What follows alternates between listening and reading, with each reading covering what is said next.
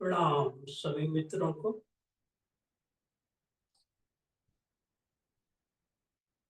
आज की मीटिंग का विषय है शरीर शुद्धि। पिछले 2 एपिसोड में शरीर शुद्धि की ही बात की है, उसका एक रिवीजन आपको कराते हैं।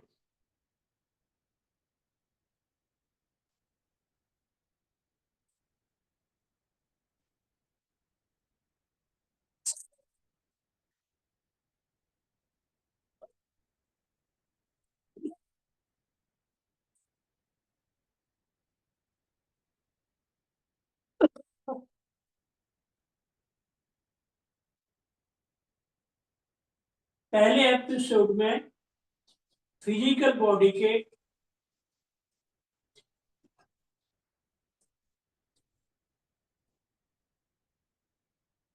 को शुद्ध करने की बात थी।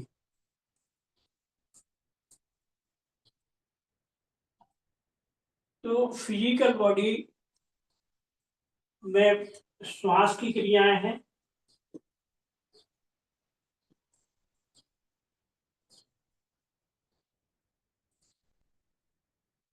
और आसन प्राणायाम है। आसन प्राणायाम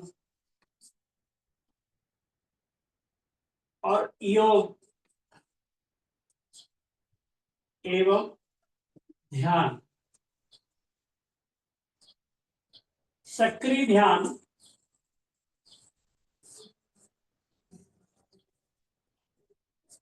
21 दिन या 3 महीने, 21 दिन या 3 महीने सक्रिय ध्यान जिन्होंने किया है वो श्वास की क्रियाएं करेंगे। कपालभाति, अनुलोम विलोम, भस्त्रिका और सांस रोकने की क्रिया, ये श्वास की क्रियाएं करेंगे। आसन और प्राणायाम, कुछ आसने बताई थी, प्राणायाम बताया था, और ये हुआ ध्यान के माध्यम से शरीर की शुद्धि के बारे में बात की थी। ये पहले एपिसोड। दूसरे एपिसोड में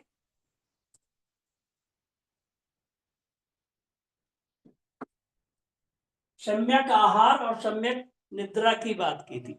सम्यक आहार और सम्यक निद्रा, और ये तो शरीर की क्रियाएं स्थूल के तौर पर थी। फिर सम्यक आहार सम्यक निद्रा के माध्यम से जो दूसरा शरीर, हमारे शरीर में 7 चक्र होते हैं। ये देखिए 7 चक्र हैं। इन 7 चक्रों में 7 शरीर होते हैं।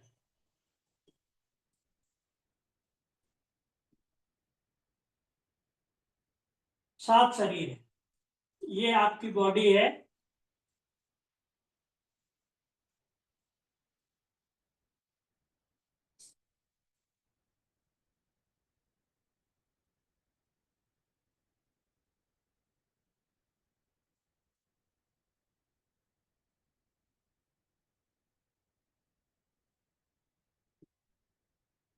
ये बॉडी है।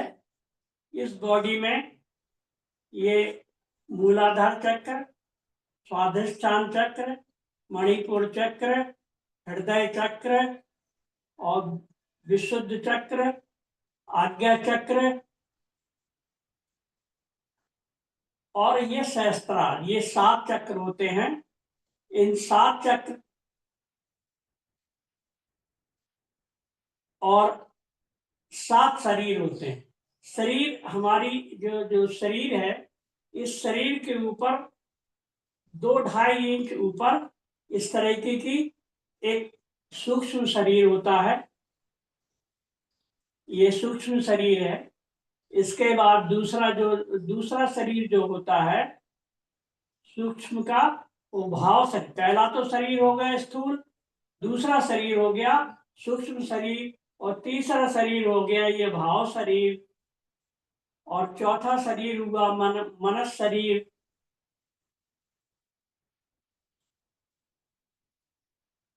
और पांचवा शरीर हुआ स्पिरिचुअल बॉडी,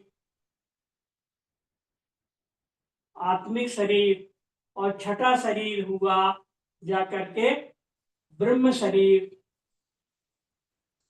और सातवां जाकर के निर्वाण शरीर। ये पूरा हो जाता है, वहां से शून्य में खो जाता है ये सातवां शरीर।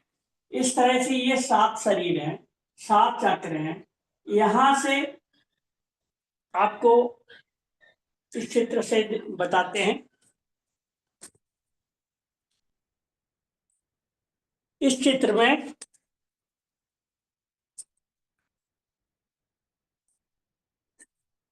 में देखें, ये नीचे ये रीढ़ की हड्डी है, ये मस्तिष्क है, रीढ़ की हड्डी है, और यहाँ पर ये रीढ़ की हड्डी में जो जहाँ खत्म होती है वो होता है मूलाधार चक्र।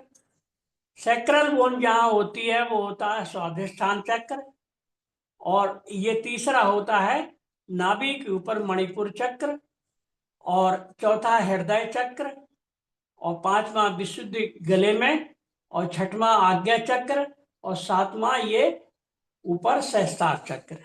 ये 7 चक्र हैं।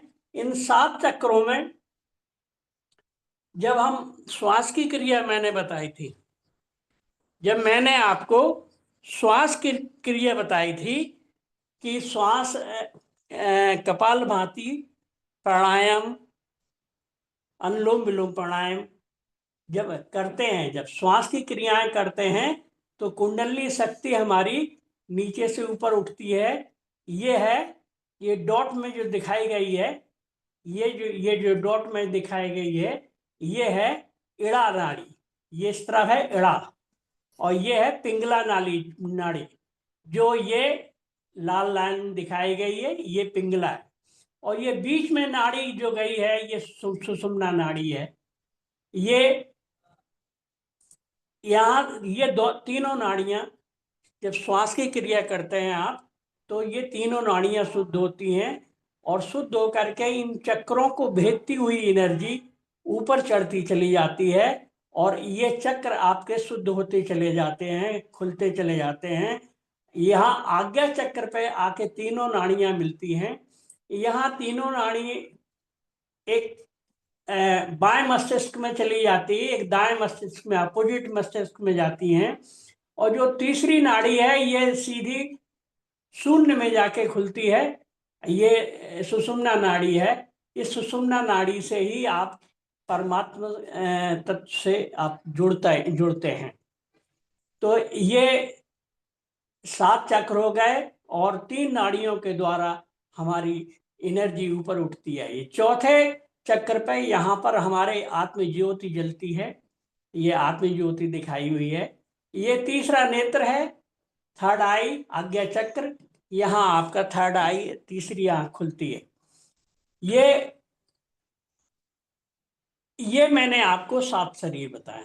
ये 7 शरीर, अब मैं बताता हूं कि इनको कैसे शुद्ध करना है, किस तरीके से। आप अभी एक चीज और बताएं,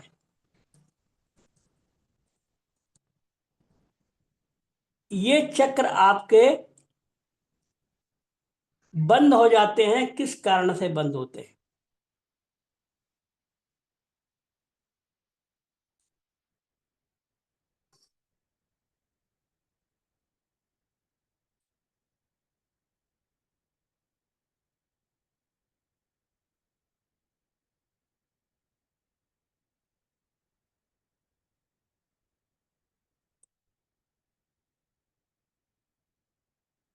ये आपके 7 चक्र हैं।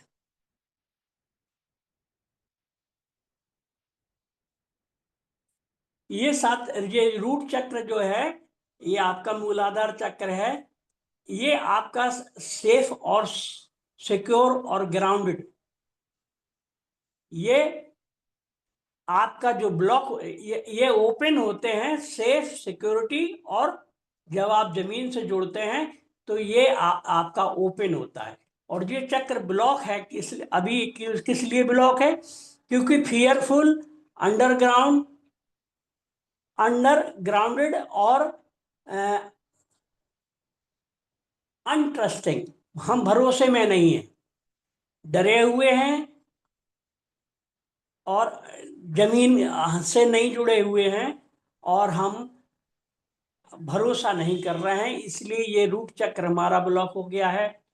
इसको खोलने का, जब हम सिक्योरिटी सेफ अपने आप का, हमारे इमोशन ठीक हो जाते हैं और हम सेफ महसूस करते हैं, तब जा करके सिक्योर महसूस करते हैं, ग्राउंडेड महसूस करते हैं, तब ये रूट चक्र खुलता है। ऐसे ही दूसरा चक्र है, ये फियर, ये डर के कारण से बंद होता है। फियर ऑफ इंटीमेसी, आपस में जोड़ने का एक डर रहता है, मैनिपुलेटेड होते हैं और लो वाइटलिटी होती है। यहाँ पर आपकी जो शरीर की ऊर्जा है वो कम होती है, वाइटलिटी कम होती है, इसके कारण से ये सैक्रल चक्र बंद होता है। ये ओपन होता है एम्पायर्ड, ओपन एंड पैसिनेट जब होते हैं। तो इस तरह से ये सभी चक्रों के बाद ये है तीसरा जो चक्र है, low self esteem, power less और इनसिक्योर, इसके कारण से तीसरा चक्र बंद होता है। चौथा चक्र जेलसी, हम जेलस होते हैं, को डिपेंडेंट होते हैं, अनलविंग होते हैं, प्रेम नहीं होता है हमारे अंदर, तो ये चौथा चक्र हमारा बंद होता है। ये खुलता है प्रेम के कारण, लविंग, पीसफुल एंड कंपनसेनेट।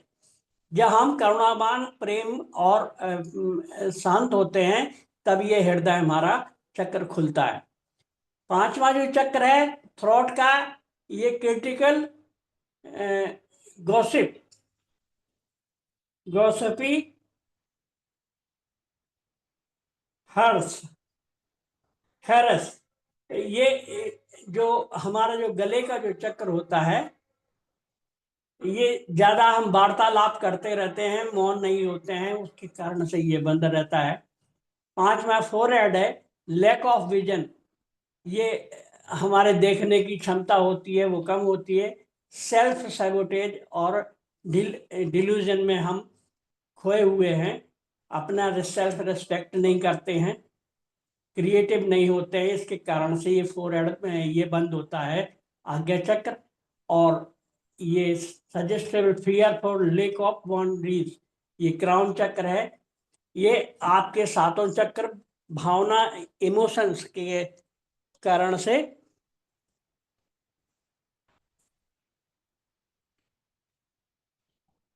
ये सातवां जो चक्र है, ये इमोशन, ये सभी चक्र आपके इमोशन के कारण बंद होते हैं।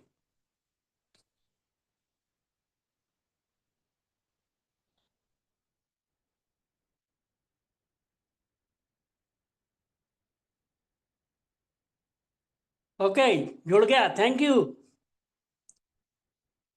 तो इस तरह से ये 7 चक्र हैं, और सातों चक्र के बारे में मैंने बताया ये कैसे बंद रहते हैं। अब सातों चक्र को खोलने की जो विधि है वो मैं बता चुका हूं आपको। अब आते हैं फिर यहाँ पर हमारे बोर्ड की तरफ।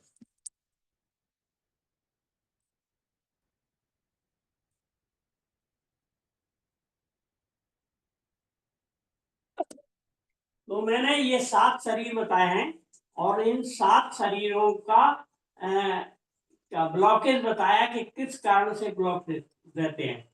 अब पहला शरीर का लिए मैंने तो शरीर शुद्धि की जो बात की थी, पहले शरीर की शुद्धि की बात जो की थी वो बता चुका हूं कि पहले एपिसोड और दूसरे एपिसोड में मैंने पहले एपिसोड में शरीर की शुद्धि की है, फिजिकल बॉडी की। उस फिजिकल बॉडी में सक्रिय ध्यान, श्वास की क्रियाएं, योग और प्राणायाम। फिर इसके बाद दूसरा हमारा जो शरीर है वो सूक्ष्म शरीर, मैंने अभी 7 शरीर बताया है। दूसरा शरीर है सूक्ष्म शरीर। इस सूक्ष्म शरीर को शुद्धि के लिए मैंने और आपके आहार, सम्यक आहार और सम्यक निद्रा के द्वारा और योग निद्रा का ध्यान बताया है। 1 हफ्ते आपने शरीर की क्रियाएं की होंगी, शरीर की क्रिया करते हुए फिर दूसरे हफ्ते में योग निद्रा को जोड़ा है। इससे आपका सूक्ष्म जो शरीर है वो सूक्ष्म शरीर, दूसरा जो शरीर है वो आपका सूक्ष्म शरीर है वो शुद्ध हुआ होगा। अब तीसरा शरीर है भाव शरीर। इस भाव शरीर को ठीक करने के लिए ये है भाव शरीर तीसरा। इस भाव शरीर को शुद्ध करने के लिए हम मंत्र के द्वारा इसको शुद्ध करेंगे। मंत्र ध्यान, मंत्र साधना, मंत्र साधना के द्वारा इस तीसरे शरीर को शुद्ध किया जाएगा। इस तीसरे शरीर को शुद्ध करने के लिए मंत्र साधना, मंत्र कोई भी हो सकता है। सदगुरु क्या होता था, पहले संन्यास दीक्षा दी जाती थी तो कान में एक मंत्र बताता था। वो मंत्र साधारण होता है लेकिन वो कान में इसलिए बताता है कि ये स्पेशली तुम्हारे लिए गुरु मंत्र है। और वो कहता था किसी को बताना नहीं, इसकी सीक्रेसी रखना। जबकि वो साधारण ही मंत्र है, हो सकता है कि वो कहे कि राम राम बोला, कहे वो प्रेमानंद महाराज कहेंगे राधे राधे बोलो। तो जो भी संत होगा वो अपना एक मंत्र देता है, उस मंत्र को का जाप करना। लेकिन मंत्र जाप में को ओशो ने नकारा है, ओशो ने अवॉइड किया है। क्योंकि मंत्र जाप में एक दिक्कत होती है कि जब आप जाप कर रहे होते हैं तो एक स्थिति ऐसी आती है, शुरुआत में मंत्र आप जाप करते हैं तो होशपूर्ण रहते हैं, क्योंकि वो मंत्र याद नहीं। मान लीजिए गायत्री मंत्र है या आप का महामृत्युंजय मंत्र है, तो मंत्र याद नहीं है तो आपको होश पूर्वक एक एक चीज पर ध्यान देना होता है और मंत्र को जाप करते हैं। लेकिन कुछ दिनों के बाद आपका वो मंत्र रट जाता है। जब वो मंत्र रट जाएगा तब होगा क्या, मंत्र रट जाने से वो कृत्रिम हो जाएगा। शरीर मंत्र बोलेगा लेकिन मन में विचार चलने लगेंगे। मन में विचार चल रहा है, अरे वो कुत्ता ना आ जाए। मन में विचार चल रहा है, अरे फलाने को पैसा दिया था, वो पैसा लेना है उसको। और इधर मंत्र भी जाप करते चले जा रहे हैं, तो वो साधना का कोई मतलब नहीं रहता है। तो ओशो ने मंत्र जाप को अवॉइड किया है। लेकिन मैं जो मंत्र साधना बताऊंगा आपको वो एक नए तरीके से ओशो ने हम जो बताएंगे, ओशो ने नई विधि से साधना करेंगे तो वो जो खतरा है उसका, वो खतरा टल जाएगा। जो आपको कृत्रिम होने का खतरा है वो खतरा टल जाएगा। ये अभी आपको ध्यान करवाऊंगा 1 घंटे के बाद। जो दूसरा घंटा होगा उस घंटे में मैं आपको ओम मंत्र का आपको ध्यान करवाऊंगा। कैसे करना है ये बताऊंगा अभी आपको। तो ये मंत्र साधना से हम भाव शरीर को ठीक करेंगे। फिर चौथा शरीर आएगा मनस शरीर। जो चौथा शरीर होगा वो हम अगले हफ्ते लेंगे। फिर अगले हफ्ते उसको आगे बढ़ाएंगे। एक एक हफ्ते की हम आपको प्रक्रिया दे रहे हैं। एक एक हफ्ते अगर आप मेरे साथ चलते रहे तो धीरे धीरे आपके 7 शरीर की यात्रा पूरी करा करके परमात्मा के नजदीक पहुंचा देंगे, फिर आगे तुम्हारी यात्रा शुरू होगी। तो इस तरह से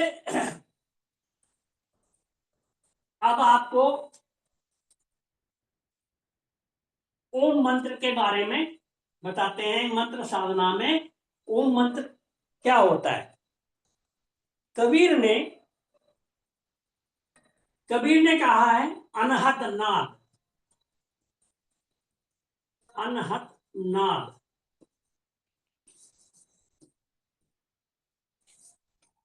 इसके बारे में आपने, दो तरीके के नाद होते हैं। एक नाद होता है, एक आवाज होती है जिसमें हम ये ताली बजाएं, तो दो हाथों के दो दो चोट से ये होगा आहत नाद। चोट के दो आहत के चोट के कारण से ध्वनि उत्पन्न हुई है। और एक जो जैन फकीर होते हैं वो कहते हैं एक हाथ की ताली बजाओ। और एक हाथ से ताली कैसे बजेगी, तो एक हाथ से ताली बज नहीं पाती है, यानी कि वो आपको संकेत देते हैं एक हाथ की ताली का मतलब अनहत नाद। अनहत जो जिसमें चोट ना पड़ती हो, उस नाद को अनहत नाद कहते हैं। ये अनहत नाद किया नहीं जा सकता है। ये अनहत नाद हमारे अस्तित्व में गूंज रहा है। जब आप ध्यान करके आगे चौथे शरीर तक जाएंगे, जब चौथे शरीर को पार कर जाएंगे, पांचवें शरीर में जब जाएंगे, तब जाकर के आपको ये नाद सुनाई देगा। और ये नाद 24 घंटे चल रहा है। ये शून्य का नाद है, ये शून्य की ध्वनि है। नाद मीन्स एक तरीके की ध्वनि है। इस ध्वनि को जब आपको सुनाई देने लगेगी तो आपको कुछ नहीं करना है, बस उस ध्वनि को सुनते रहें। उस ध्वनि को सुनते सुनते आपके सारे बकाया जो चक्र हैं वो खुल जाएंगे। बकाया आगे की यात्रा जो है वो उस ध्वनि के द्वारा हो जाती है। मुझे 24 घंटे ये सुनाई देती है, ये नाद 24 घंटे सुनाई देता है। सो जाते हैं तो सुनाई नहीं, सुन नहीं पाते हैं, लेकिन वो बज तो रही है। वो बज रहा होता है, लेकिन हम सो रहे हैं, शरीर में सो रहा है तो हमको नहीं सुनाई दे रहा है, लेकिन वो हो रहा होता है। तो वो शून्य की ध्वनि है। वो कैसी ध्वनि है वो आपको एक उदाहरण के थ्रू आपको बताने की कोशिश करेंगे। ये ये जो है ये बाउल है। ये बाउल तिब्बतन बाउल है। इसमें आप देख रहे होंगे ये चारों तरफ ये मंत्र लिखा हुआ है। ये मंत्र है ओम मणि पद्मे हुम। वो लोग इस मंत्र का जाप करते हैं। ओम मणि पद्मे हुम, ओम मणि पद्मे, ओम मणि पद्मे हुम। आपने देखा होगा जो बुद्ध के मठ होते हैं, मंदिर होते हैं, वहां पर भी ये मंत्र लिखा रहता है। कुछ पहिए ऐसे घुमा देते हैं हाथ से, और वो उनका मानना होता है कि ये घुमाने से ये हमारा मंत्र जाप हो रहा है।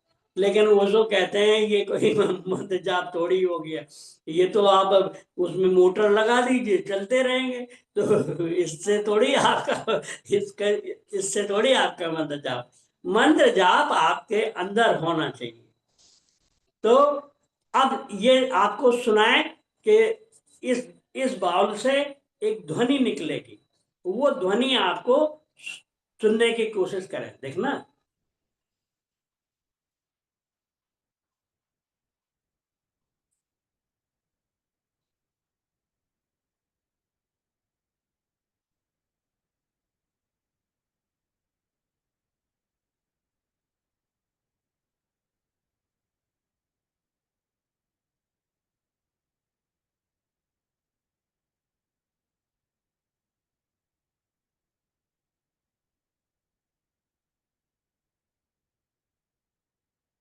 आप अगर इसको गौर से सुने तो ओम ओम ओम ओम ओम की ध्वनि सुनाई दे रही है।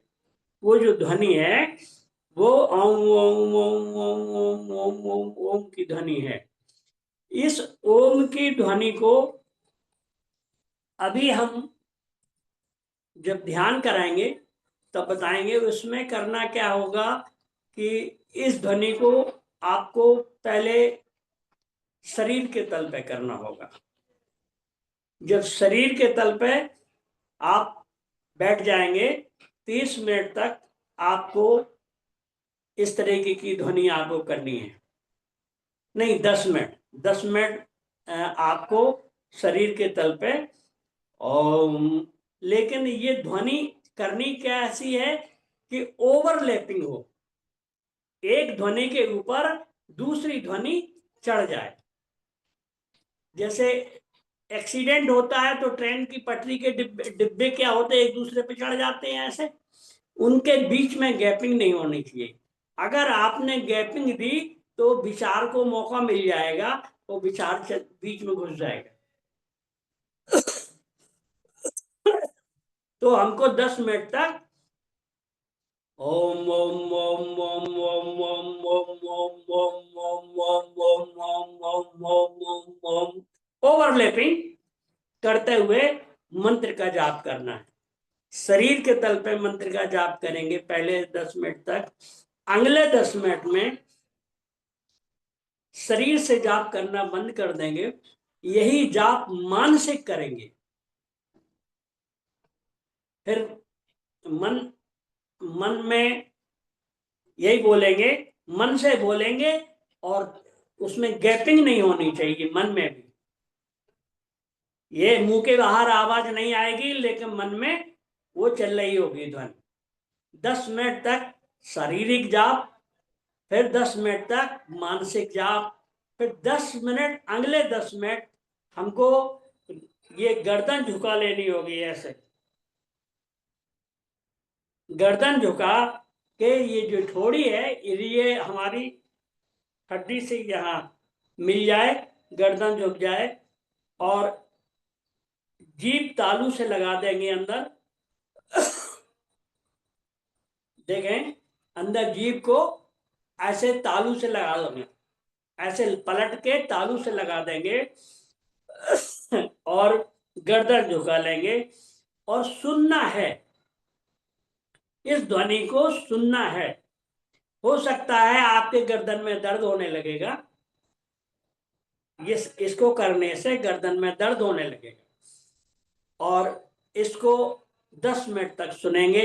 इसके बाद लेट जाएंगे शव आसन में, और फिर जो वो ध्यान का चरण होता है, साक्षी का चरण होता है, आप लेट करके आपको कुछ नहीं करना, अक्रिय स्थिति में चले जाना, कोई क्रिया नहीं, जो कुछ है सब परमात्मा को करना है उस क्षण में।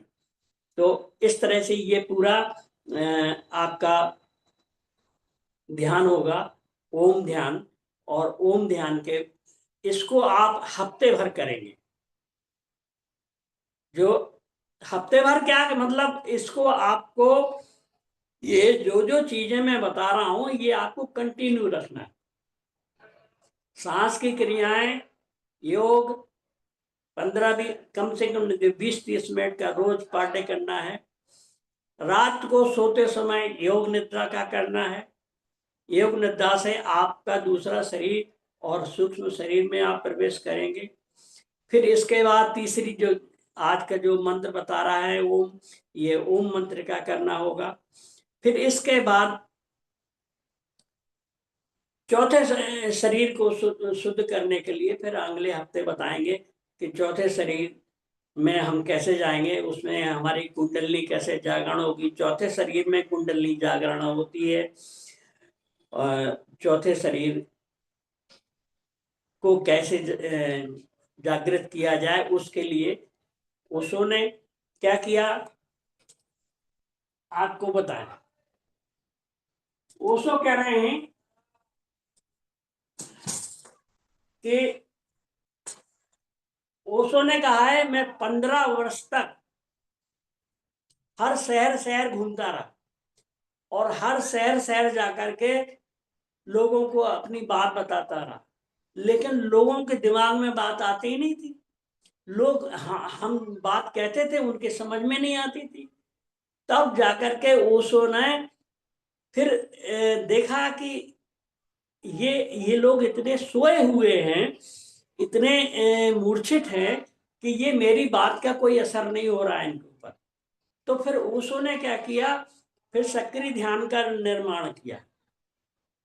फिर उन्होंने वो ध्यान की वो विधियां दी। फिर उन्होंने घूमना बंद कर दिया एक स्थान पर, फिर वो एक जगह बॉम्बे में बैठ करके वहां पर ही फिर वो शिविर लेते थे, और इस शिविर में सक्रिय ध्यान करवाते थे। और सक्रिय ध्यान से क्या होगा, शरीर शुद्ध करने, तब लोगों के ऊपर असर होना शुरू हुआ। अब आपको ये बताएं ऐसा क्यों करना पड़ा। क्योंकि दो तरीके के अध्यात्म में, दो कृष्ण में गीत सांख्य, एक दो चीज होती है, एक तो होती है सांख्य।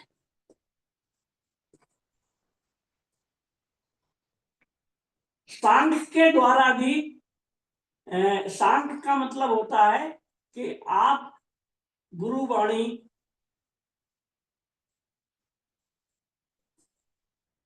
या ज्ञान सुनकर के सुनने मात्र से आप ज्ञान को उपलब्ध हो जाएंगे। ये है सांख्य का मतलब, कि ज्ञान को सुनने मात्र से आप ज्ञान उपलब्ध हो जाएंगे। ये आप उदाहरण दें तो अष्टावक्र का, जनक का जो उदाहरण है, वो सांख्य का उदाहरण है। वो सांख्य के द्वारा ही वो पहुंचे हैं। लेकिन ऐसे बहुत कम जिनकी पिछले जन्मों की यात्रा होती है, जो बहुत बस थोड़ा सा अटकाव होता है, वो लोग होते हैं, और उनको क्या नाम, सुनने मात्र से उनको ज्ञान हो जाता है। महावीर ने इसको श्रावक नाम दिया है।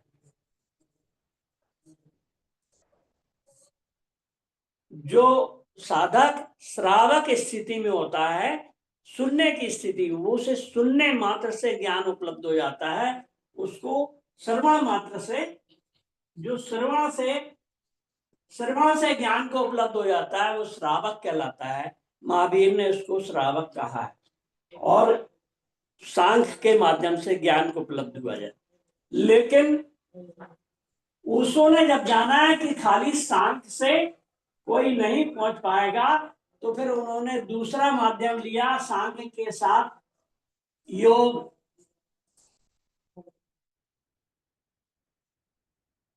या हठ योग इसको कहें, हठ योग जोड़ा साथ में।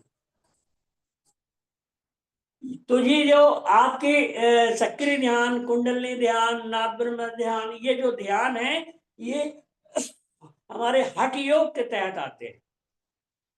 ये हठ योग और सांख्य को, दोनों को साथ साथ उन्होंने जोड़ दिया।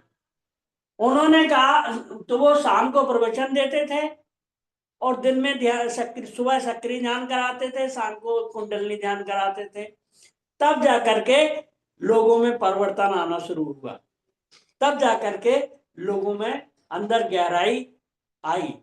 तो इस तरह से ये योग और आपको सांख्य दोनों को लेके चलना है। अकेले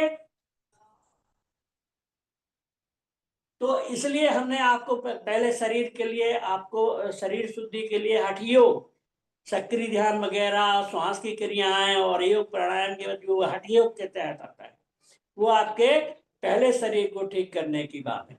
दूसरे शरीर में गहरे में जाने के लिए मैंने योग निद्रा हिप्नोसिस का प्रयोग किया है। उस सेल्फ हिप्नोसिस के द्वारा आप दूसरे शरीर में, आपने अचेतन मन में जाकर के वहां काम करेंगे, और अचेतन मन से आप दूसरे शरीर को शुद्ध करेंगे। तीसरा शरीर जो भाव शुद्धि है, भाव शरीर है, इस भाव शरीर को ठीक करने के लिए मंत्र का मैं बता रहा हूं। फिर चौथे शरीर के लिए और दूसरे जो ध्यान है वो हम करवाएंगे, वो अगले हफ्ते करवाएंगे। वो चौथे शरीर की बात अगले हफ्ते करेंगे। ये शरीर शुद्धि है। ये तीन तरह की शुद्धियां हैं: शरीर शुद्धि, विचार शुद्धि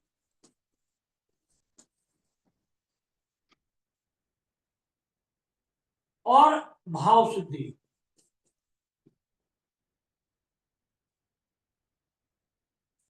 ये तीन तरीके की शुद्धियां हैं।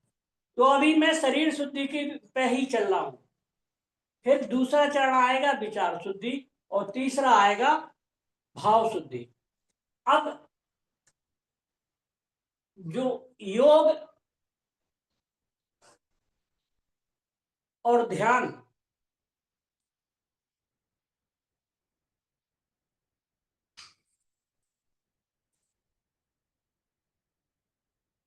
योग और ध्यान के द्वारा आपका साक्षी का जन्म होगा।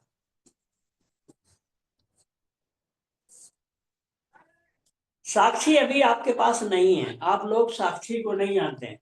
योग और ध्यान के माध्यम से ये चौथे शरीर के बाद आपका साक्षी का जन्म होगा। जब साक्षी आ जाएगा तब आप शरीर को, अब देखिए, साक्षी से आप शरीर को देखेंगे,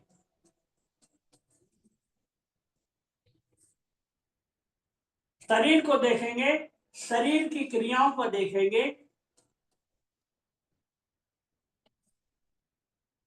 शरीर को देखा, ये मैं बैठा हूं अपने को देख रहा हूं, ये क्रिया कर रहा है, ये लिख रहा है, इस क्रिया को देख रहा हूं। तो जब शरीर को और शरीर की क्रियाओं को देखेंगे, देख, ये क्रिया शरीर कर रहा है, क्रिया शरीर कर रहा है और शरीर, तो साक्षी क्या होगा, दूर खड़ा होकर के इस शरीर को देखेगा, देखेगा क्रिया को देखेगा। तो जब शरीर को देखेगा तो शरीर शुद्धि, शरीर में जो गलतियां होंगी, जो बीमारियां होंगी वो ठीक होंगी। साथ में शरीर की क्रियाओं के प्रति आपका होश बढ़ेगा, आपका होश बढ़ेगा। होश का मतलब चेतना, आपकी चेतना का विकास होगा। तो जैसे जैसे होश बढ़ेगा, अभी आपका होश मात्र 2 या 3% है, और 2 या 3% से ही जीवन के सारे काम कर रहे हैं आप। ज्ञान प्राप्त कर रहे हैं, पढ़ाई लिखाई कर रहे हैं, खोजे कर रहे हैं, और जाने क्या क्या, ये सब सिर्फ 2 या 3% से कर रहे हैं। मस्तिष्क का सिर्फ 2 या 3% उपयोग कर रहे हैं। लेकिन जब ध्यान और साक्षी ये इनके द्वारा जब जाएंगे तो आपके जो शरीर की जो अशुद्धियां हैं, तो शरीर में जो तकलीफें हैं वो ठीक होना शुरू हो जाएंगी। तो आपका ये शरीर शुद्ध होगा। यही साक्षी, जब हम, साक्षी यही है, लेकिन यही साक्षी जब पहले हम शरीर पे ध्यान देंगे तो शरीर शुद्ध होगा, शरीर की क्रियाओं पे ध्यान देंगे तो उन क्रियाओं में शुद्धता आएगी। इसके बाद हम विचार में पे देखेंगे, जब विचार को देखेंगे तो हमारा विचार शुद्ध होने लगेंगे। विचार में मेरे अंदर अभी क्या होता है, अभी एक उदाहरण दें आप। अभी आप क्या करते हैं कि आपको अंदर एक विचार, किसी ने कुछ कह दिया, आपके अंदर विचार आए मार साले को, और आपका हाथ उठा और आपने धड़ाम से एक थप्पड़ मार दिया। लेकिन इसके बाद आप पछता रहे हैं, बाद में पछता रहे हैं, बाद में आपको होश आया, बाद में समझ आई यार मैंने गलत कर दिया। ये कब किया, जब क्रिया आप कर चुके, तब होश आया। लेकिन जब आप ध्यान से गुजरेंगे, साक्षी जगेगा, तो एक स्थिति ऐसी आएगी कि आपका होश इतना बढ़ जाएगा कि क्रिया होने के पहले होश आ जाएगा। हाथ उठा, मन में विचार, होश जग गया तो हाथ रुक जाएगा। ये आपका ध्यान और बढ़ गया। ध्यान जब गहरा हो गया तो आपकी क्रिया रुक गई। फिर और जब गहरा ध्यान हो जाएगा तो स्थिति ये आई कि विचार उठा, और आपने देख लिया, होश इतना बढ़ गया कि विचार को देख लिया, तो विचार रुक गया।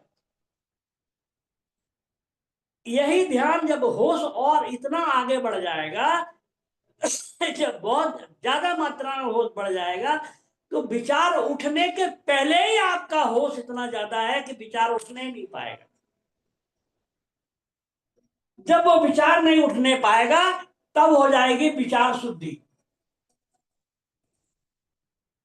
तब आपके विचार आने ही बंद हो जाएंगे और विचार शून्यता आ जाएगी।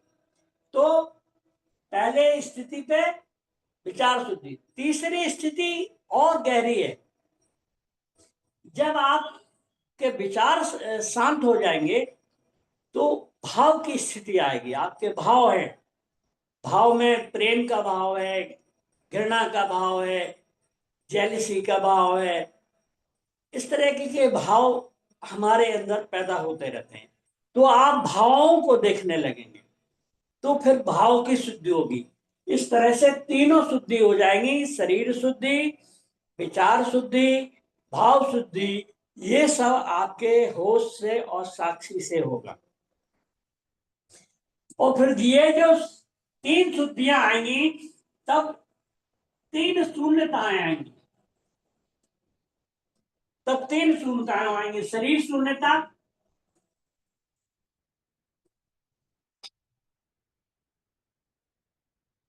शरीर शून्यता, विचार शून्यता,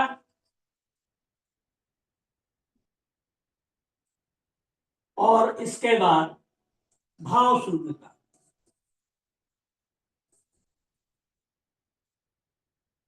ये तीन शून्यताएं आएंगी। जब ये तीन शून्यता आ जाएगी, तब आपकी जो स्थिति होगी वो सच्चिदानंद की स्थिति होगी।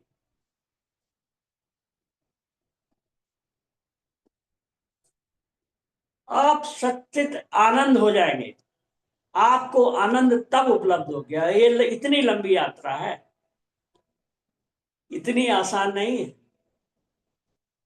तो ये जब तीन शून्यताएं आएंगी, तीन शुद्धियां आएंगी पहले। जब तीन शुद्धि हो जाएंगी, तो फिर तीन शून्यताएं आएंगी। जब तीन शून्यताएं आएंगी, तब आप आनंद को उपलब्ध होंगे। अब आनंद के बारे में बता दें। आनंद क्या है?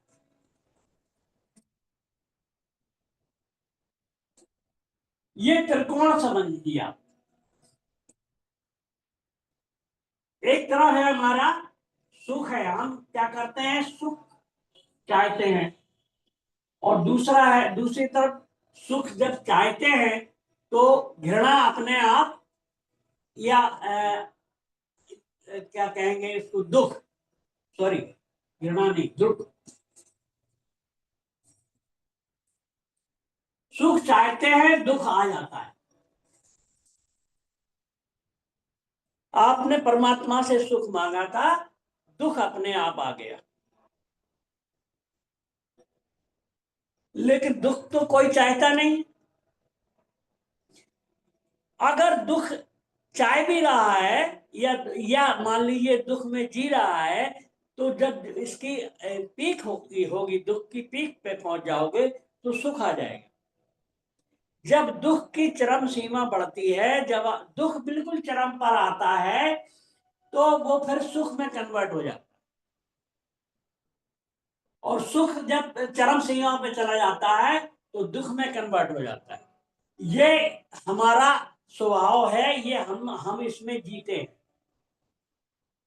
हम सुख और दुख में जीते रहते हैं। ये जब तक मन है, ये जब तक मन है, तब मन या तो सुख में जीता है या दुख में जीता है। मन क्या करता है, सुख में जीता है। लेकिन जब विचार विचार शुद्धि हो जाती है, विचार शून्य हो जाता है, जब विचार शून्य हो जाता है व्यक्ति, तब जाकर के सुख और दुख दोनों खत्म हो जाते हैं। तब यहां आता है आनंद। ये आनंद आप अभी जानते नहीं। हम लोग आनंद को समझते हैं महासुख, बहुत बड़ा सुख, सुख की इतनी मात्रा कि हम सहन करना कर पाए तो आनंद नहीं, वो आनंद नहीं है। आनंद स्थिति अलग है। आप आनंद को दूसरा शब्द दे सकते हैं, शांति। एक तरह की शांति आ जाएगी आप, वहां ना ना दुख है, वहां ना सुख है। सुख और दुख दोनों वहां नहीं होंगे। बुद्ध से किसी ने पूछा कि जब विचार शून्य हो जाएंगे तो क्या होगा, हम बचेंगे नहीं, हम मर जाएंगे, तब क्या होगा, हमारा मन ही शांत हो जाएगा। तब उन्होंने कहा कि वहां सुख और दुख नहीं होगा, वहां दुख नहीं होगा। उन्होंने ये नहीं कहा कि शांति होगी। शांति भी फिर शांति पकड़ लोगे। आदमी का मन क्या होता है कि जो आप गुरु कह दे वो फिर वो उन शब्दों को पकड़ लेता है, फिर उन शब्दों में उलझ जाता है। तो बुद्ध ने इतनी चालाकी से और इतनी समझदारी से निर्देश दिया है। उन्होंने कहा है कि वहां दुख भी नहीं होगा, सुख भी नहीं होगा। फिर जो स्थिति होगी वो आप अपने में होंगे, आत्मबोध होगा आपका, वो आनंद होगा।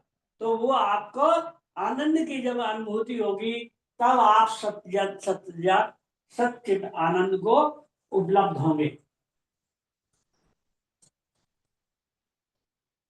तो आपकी ये शरीर शुद्धि हो गई है। अब हम लोग ध्यान के लिए बैठेंगे। ध्यान के लिए पहले ओशो ने क्या कहा है उसको सुनेंगे और उसके बाद फिर ध्यान में डूबेंगे।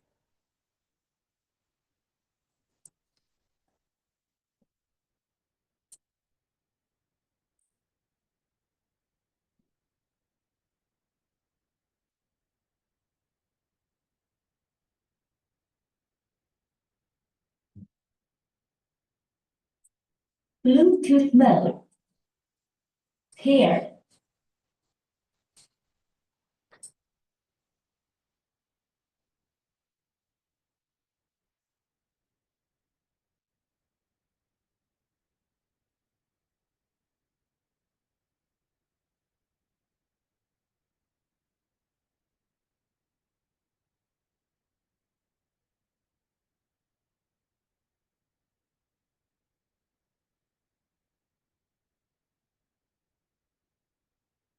को समझ लो, शरीर को हिलाना, डुलाना, नाचना, कूदना, दौड़ना, फिर बैठना, और फिर बैठना, देखो उसके ऊपर बंद करे देते हैं। आंख आदि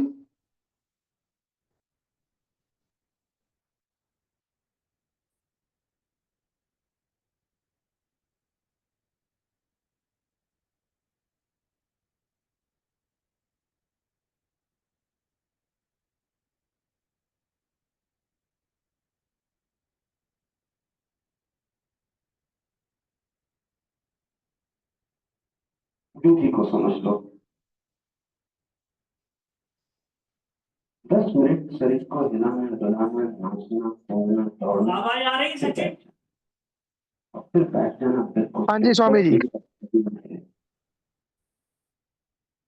आंख आधी खुली रखना। आधी आंख खुले होने पर ही अपने के आधा संसार देखता है, आधा अपने को। आधी आंख जब खुली होती है तो तुम एक तन जैसी स्थिति अनुभव करो। अपनी नाक के शीर्ष भाग को देखते रहो, बस उतनी ही आंख खोलनी, एकाग्रता नहीं करनी है। शांत भाव से नाक का अगला हिस्सा दिखाई पड़ रहा है, नासाग्र दिखाई पड़ रहा है।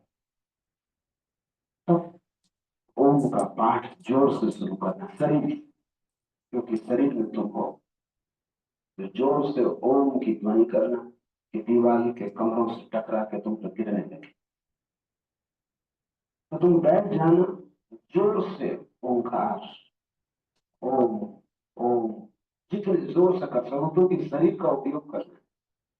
तुम्हारा पूरा शरीर निमज्जित हो जाए ओम, ऐसा लगने लगे कि तुमने अपनी पूरी जीवन ऊर्जा ओम में लगा दी, कुछ बचाया नहीं। जैसे इसी पर जीवन मरण टिका है, इससे कम में मंत्र पूरा नहीं हुआ। ऐसे धीरे धीरे मुर्दे की तरह कहते रहो आधे आधे, उससे हल न होगा। समग्र भाव, जैसे कि इसी पर निर्भर है कि अगर तुमने पूरी तरह ओम कहा तो ही तुम बचोगे, अन्यथा मर जाओ। दांव पर लगा देना। आधी आंख खुली आधी बंद, जोर से ओम का पाठ, और तुम इतने जल्दी ओम कहना कि ओवरलैपिंग हो जाए। एक मंत्रोच्चार के ऊपर दूसरा मंत्रोच्चार हो जाए। ओम ओम ओम, दो ओम के बीच जगह मत छोड़ो। पसीने पसीने हो जाए, सारी ताकत लगा देना। ये 10 मिनट ओंकार का उच्चार जोर से शरीर के माध्यम से, फिर आंख बंद कर लेना, ओंठ बंद कर लेना, जीभ तालू से लग जाए इस तरह मुंह बंद कर लेना कि बिल्कुल बंद, कोई जगह ना बचे, क्योंकि अब जीभ का उपयोग नहीं करना, ओंठ का उपयोग नहीं करना। दूसरा कदम है 10 मिनट तक अब ओम का उच्चार करना भीतर मन में। दूसरे 10 मिनट में अब तुम अपने भीतर मन में ही बुझाना, ओंठ का जीभ का कंठ का कोई उपयोग न करना, सिर्फ मन में ओम ओम, लेकिन गति वही रखना, तीव्रता वही रखना, शरीर को भीतर से भर देना ओंकार से, कि शरीर के भीतर ही कंपन होने लगे, ओम दोहरने लगे पैर से लेकर सिर तक। और इतनी तेजी से ये ओम करना है जितनी तेजी से तुम कर सको, और दो ओम के बीच जरा भी जगह मत छोड़ना, क्योंकि मन का एक नियम है जो एक साथ दो विचार नहीं कर सकते। एक साथ दो विचार असंभव। अगर तुमने ओम इतने जोर से बुझाया कि दो ओम के बीच में जरा सी भी संधि न बची तो कोई विचार ना आ सकेगा। अगर जरा सी संधि बची तो विचार आ जाए, उसी संधि में से जगह बना लेगा। तो संधि मत छोड़ना, संधि शून्य उच्चार, इसकी भी फिक्र न करना कि एक ओम पर दूसरा चढ़ा जा रहा है, जगह बीच में मत छोड़ना। और ध्यान रखना शरीर का उपयोग नहीं करना है। आंख इसलिए बंद कर ली, शरीर स्थिर है, मन में ही गूंज करने,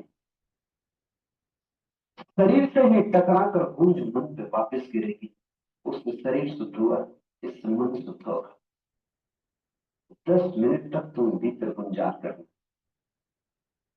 10 मिनट के बाद गर्दन झुका लेना कि तुम्हारी दाढ़ी छाती को छूने लगे। 2-4 दिन तकलीफ भी मालूम होगी गर्दन में, उसकी फिक्र मत करना, वो चली जाएगी। तीसरे चरण में दाढ़ी छाती को छूने लगे, जैसे गर्दन कट गई, उसमें कोई जान न लगे। और अब तुम मन में भी गुंजार मत करना ओम का, अब तुम सुनने की कोशिश करना। जैसे ओंकार हो ही रहा है, तुम सिर्फ सुनने वाले हो, करने वाले नहीं, क्योंकि मन के बाहर तभी जा सकोगे जब कर्ता छूट जाए। अब तुम साक्षी हो जाना। अब तुम गर्दन झुका के ये कोशिश करना कि भीतर ओंकार चल रहा है, मैं उसे सुन। और जैसे ही गर्दन झुकती भीतर देखना आसान हो जाए, जैसे ही गर्दन झुकती विचार मुश्किल हो जाए। अब तुम सुनने की कोशिश करना। अभी तक तुम मंत्र का उच्चार कर रहे थे, अब तुम मंत्र के साक्षी बनने की कोशिश करना। और तुम चकित होगे कि तुम पाओगे कि भीतर सूक्ष्म उच्चार चल रहा है, वो ओम जैसा है, ठीक ओम नहीं है, क्योंकि भाषा में उसे लाना कठिन, ठीक ओम जैसा है।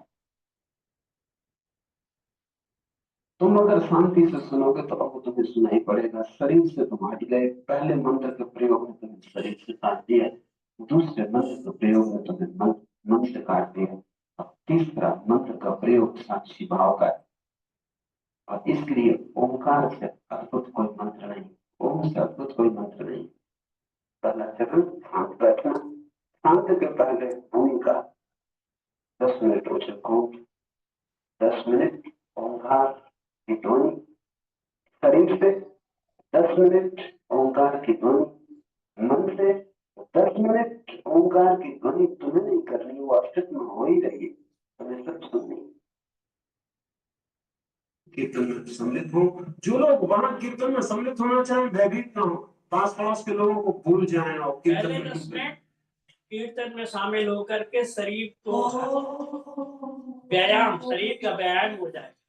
जब शरीर थक जाएगा तब आप बैठ के ओम मंत्र का उच्चारण करेंगे। उसके बाद फिर मानसिक उच्चारण, फिर तीसरा उच्चारण सुनने।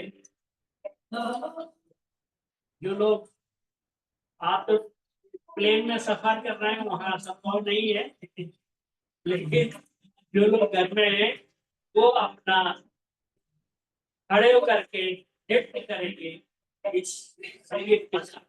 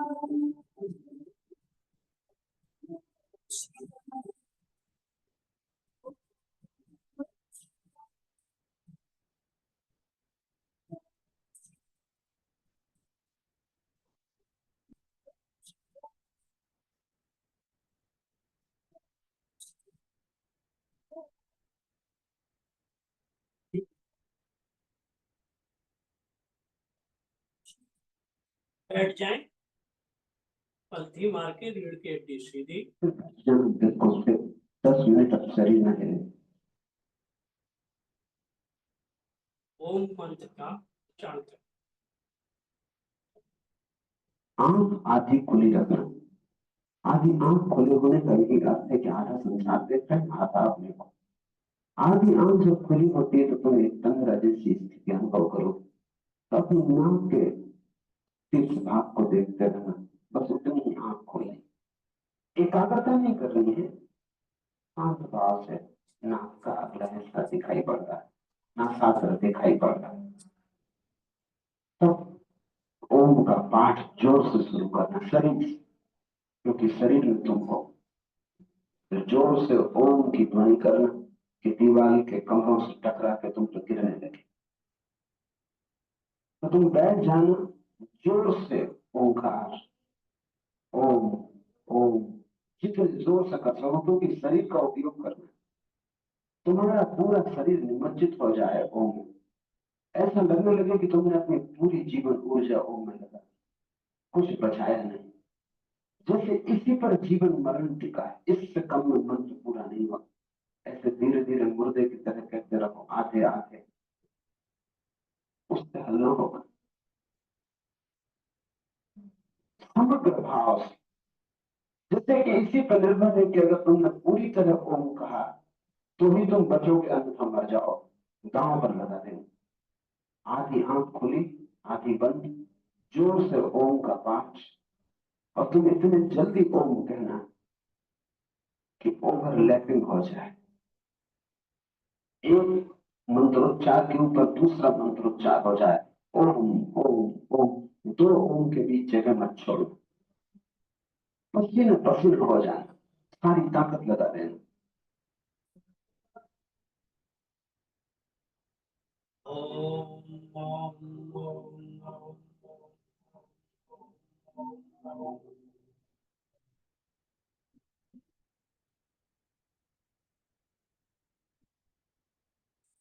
ओम ओम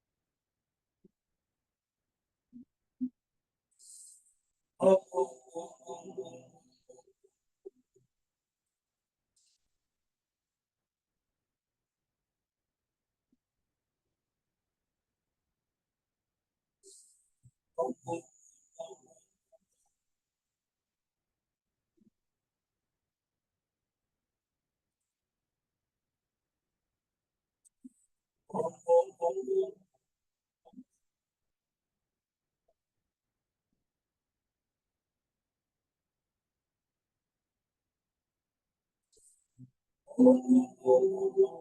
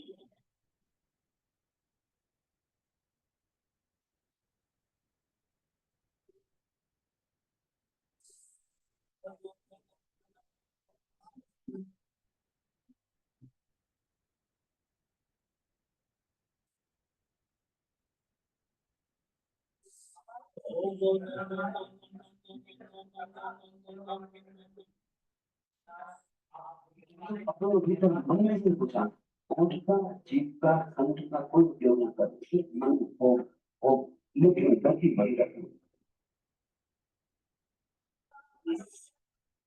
ये जो बाहर की आवाज आ रही है, इसको सब परमात्मा का ही है, सब ध्वनि परमात्मा को, इसको स्वीकार करते। तो दो तीन बात कहे, सब स्वीकार, सब स्वीकार, स्वीकार करते ही बिल्कुल खत्म हो जाएगा। अंदर दो तीन बात कहे, सब स्वीकार,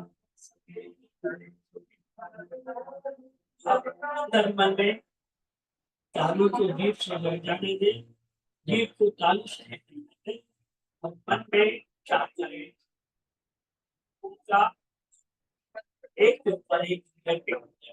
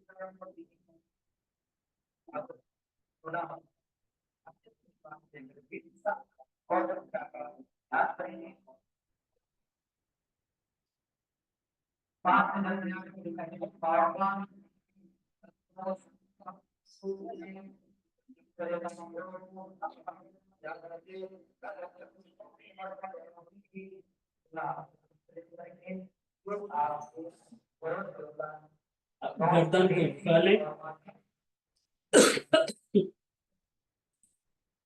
अब तुम साक्षी हो जाओ। अब तुम गर्दन झुका के ये कोशिश कर लो, ओंकार चल रहा है, मुझ से सुनो।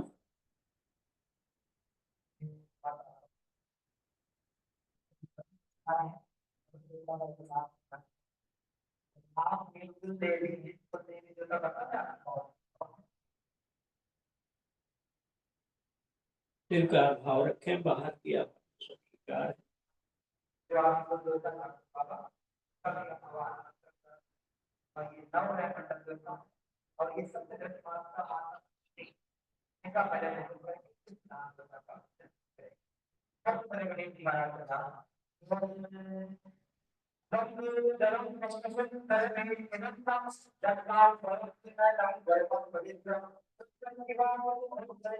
उसको कहते हैं बीच बाजार में अगर ध्यान नहीं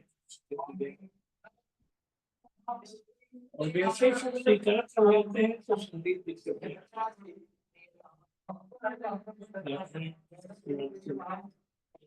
हमारे अस्वीकार के कारण से स्वीकार करते ही संदीप सब दुनिया को स्वीकार करें भी है।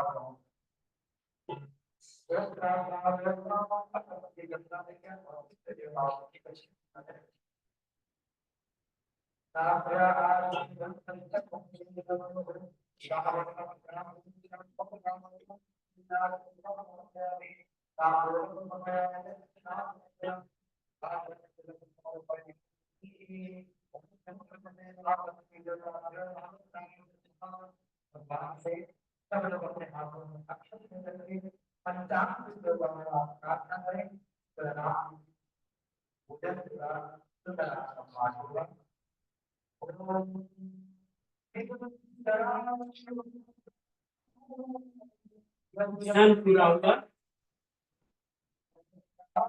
ये ध्यान आपको आनंदमय जीवन टेलीग्राम का ग्रुप है, उस टेलीग्राम पे आपको अपलोड करा देंगे। जो भी तो टेलीग्राम से नहीं जुड़े हैं तो टेलीग्राम के ग्रुप से जुड़ जाए और इस ध्यान को अपलोड कर देंगे वहां पर। वहां से आप अपने अपलोड कर लें और रोज दिन में, इसका कोई टाइम नहीं, जब भी आपको समय मिले तब आप इस ध्यान को कर सकते हैं। और इस ध्यान को करने के बाद आप एक हफ्ते अगले हफ्ते हम लोग फिर मिलेंगे। चौथे शरीर मनस शरीर की बात करेंगे और उसका जो रास्ता होगा वो भक्ति होगा। भक्ति के माध्यम से हम चौथे शरीर को उपलब्ध होते हैं। तो चौथे शरीर की यात्रा के लिए अगले हफ्ते हम फिर मिलेंगे। तब तक के लिए आपसे विदा लेते हैं। आप सभी को बहुत बहुत धन्यवाद। अपने परमात्मा जय सच्चिदानंद।